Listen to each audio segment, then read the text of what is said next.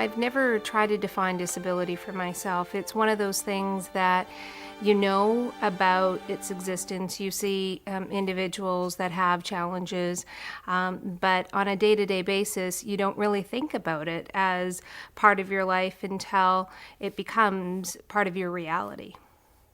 I like to put ability instead of disability. I like to say, okay, I'm disabled, but with lots of abilities. All disabilities, people with disabilities, have challenges because they either have a physical or a mental function which isn't working just the way everybody else's works.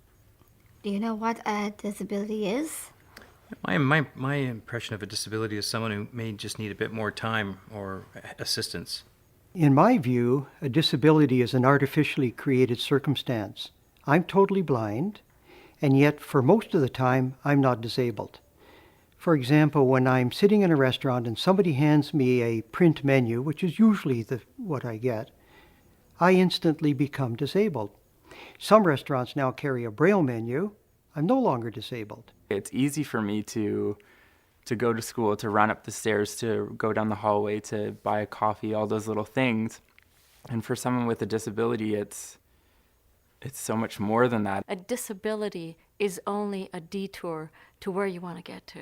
And it doesn't necessarily mean somebody in a wheelchair.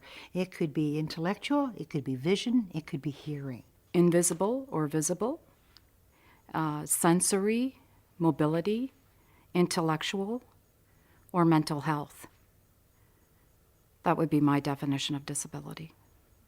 We're not talking about disabilities. We're talking about people with disabilities.